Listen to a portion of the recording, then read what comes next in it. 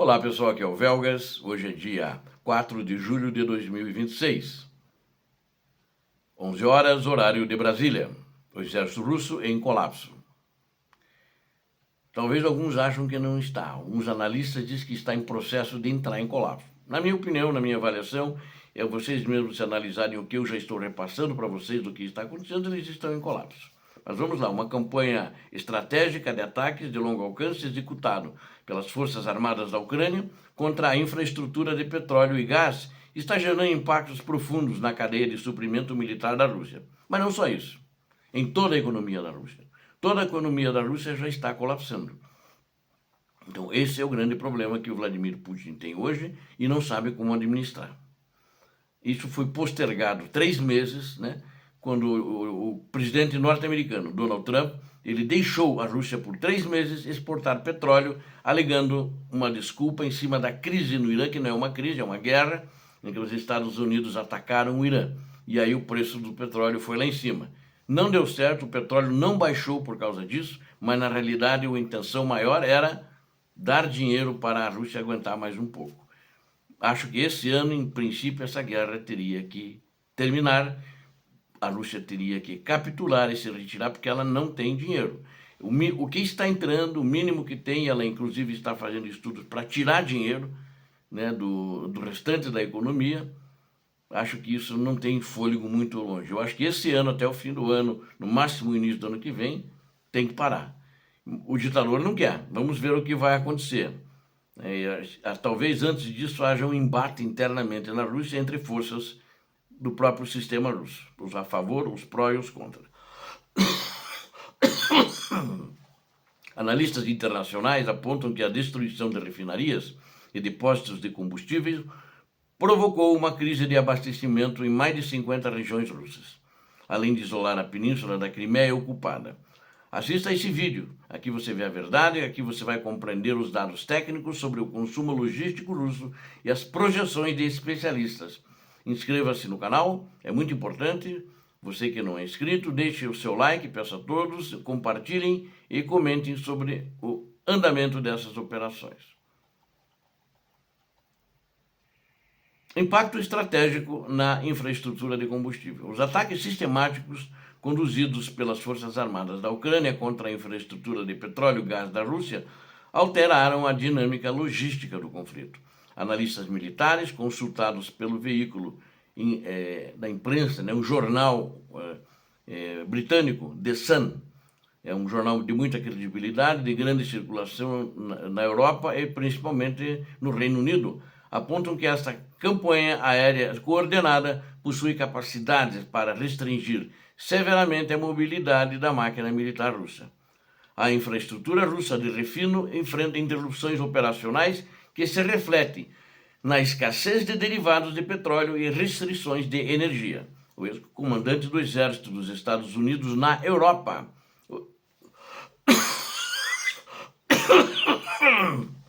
o general Ben Hodges, avalia que as operações ofensivas terrestres da Rússia demonstraram desaceleração. A frota russa no Mar Negro também reduziu a capacidade, né? Perdeu muitos navios e fugiu. O principal fator para este cenário foi a execução agora de uma campanha intensa de 40 dias, que está sendo feita agora, está no início ainda, está utilizando centenas de drones de ataque e vetores de longo alcance e mísseis de fabricação ucraniana. Atualmente, mais de 50 regiões no território da Rússia registram irregularidades no abastecimento de combustível de uso civil e militar. Limites de volume para comercialização de produtos petrolíferos foram implementados em postos de abastecimento dessas províncias. Logística restrita na península da Crimeia. A Ucrânia executa de forma paralela um plano para limitar os setores de energia e logística na península da Crimeia ocupada. A utilização da ponte Renishk e de outras rotas de transporte terrestre afetou diretamente o fluxo de suprimentos da região, depois que a Ucrânia bombardeou essa ponte e ela não pode mais ser utilizada. Então isso já muda o cenário. Ali ainda por ali que eles conseguiam transportar e não estão conseguindo mais. O último comboio de aproximadamente 40, agora recentemente, essa semana, uns 2, 3 dias atrás, de 40 caminhões foi destruído, incendiado todo ele por drones ucranianos que estavam tentando usar uma parte da ponte, né, passando com alguma dificuldade, caminhão a caminhão, e como a Ucrânia estava vigiando a região, destruiu esses 40 caminhões de combustível, deixando todo mundo louco e apavorado. A perda dessas linhas de transporte, esses meios de comunicação para levar a logística, provocou interrupções no fornecimento de energia elétrica, inclusive forçou a decretação de medidas de emergência localizadas. Eles precisam do combustível. O especialista não é só para viaturas, não. O especialista Keir Giles afirma, é britânico, ele afirma que a manutenção do controle logístico sobre a Crimeia gera demandas financeiras e militares crescentes para Moscou. A necessidade de gerenciar crises internas de infraestruturas obriga a administração russa a lidar com os custos reais da guerra. Segundo a análise de Giles, a persistência das tendências atuais de desgaste pode influenciar as decisões estratégicas sobre a continuidade dos combates. A projeção para o período do verão indica que a pressão sobre os centros logísticos russos vai tender a aumentar. Condições para a continuidade da pressão militar, para que a capacidade operacional das forças russas sofra uma redução crítica até o final do ano, 3 condições operacionais são necessárias.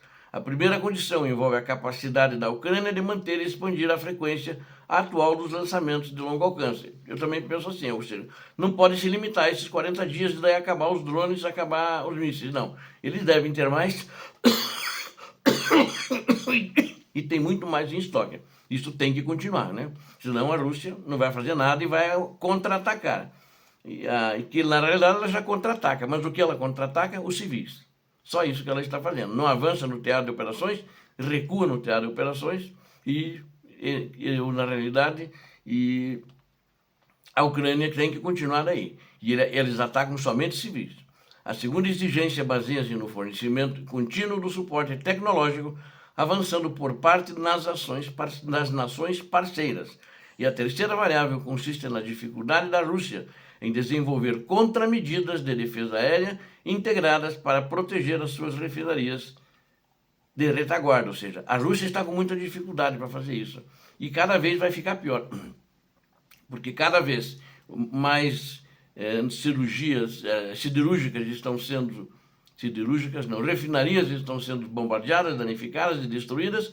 Quando eles reconstroem, a Ucrânia vai lá e bombardeia de novo e eles não têm defesa aérea. A Ucrânia está chegando lá, atacando sem defesa aérea. E eles dizem que a defesa aérea destruiu e os drones, os estilhaços dos drones é que provocaram um incêndio de grandes proporções.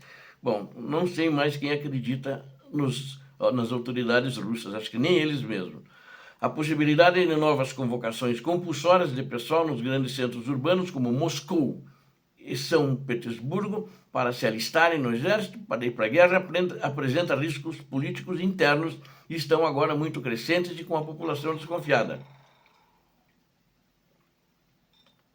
Caso o recrutamento alcance setores da população com maior influência socioeconômica, o suporte interno às políticas governamentais pode registrar um declínio grande.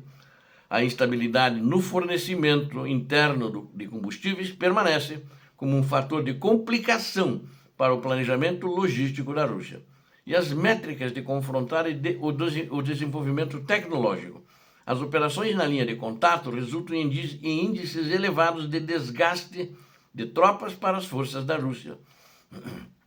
Estimativas compiladas por especialistas indicam que o número de baixas russas acumuladas desde o ano de 2022 ultrapassou 1,4 milhão de indivíduos entre feridos e mortos. Os relatórios diários de combate apontam uma proporção estimada em 8 soldados russos atingidos por cada um defensor ucraniano. Um ex-oficial da inteligência do Reino Unido, chamado Philip Ingram, que também estava nessa reportagem do jornal britânico The Sun, salienta que as inovações tecnológicas do complexo industrial de defesa ucraniano ajudam a equilibrar a assimetria numérica. A qualidade do treinamento fornecido aos novos contingentes russos apresenta deficiências devido à urgência no envio para o fronte. em setores de alta intensidade de combate, a expectativa de atuação operacional de um recruta russo sem preparo adequado pode ser de apenas 20 minutos durante assaltos diretos. O período total de atividade dessas unidades na linha de frente restringe-se a poucas semanas antes da necessidade de substituição por fadiga ou baixas. E para concluirmos, a estratégia ucraniana baseada no desgaste econômico e na precisão tecnológica demonstra resultados mensuráveis na cadeia de suprimentos da Rússia.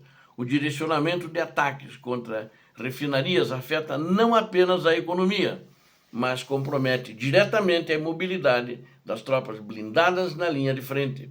A sustentabilidade do esforço de defesa ucraniano depende da manutenção do suporte internacional e do avanço de suas próprias capacidades de desenvolvimento. Obrigado a vocês que assistiram esse vídeo, eu conto com vocês. O canal precisa de vocês, espero contar com vocês. Vocês viram a verdade em todos os vídeos. Hoje ainda vai ter mais um vídeo e vocês sempre verão a verdade. Aqui não tem trolló, não tem fake news, não tem nada de coisa assim. Se inscrevam, deem um like e compartilhem e façam seus comentários. Eu conto com todos vocês. Muito obrigado. Peço a Deus que abençoe a todos vocês, a Deus que abençoe a Ucrânia, a Deus que abençoe o Brasil. Paz e bem, paz para toda a humanidade.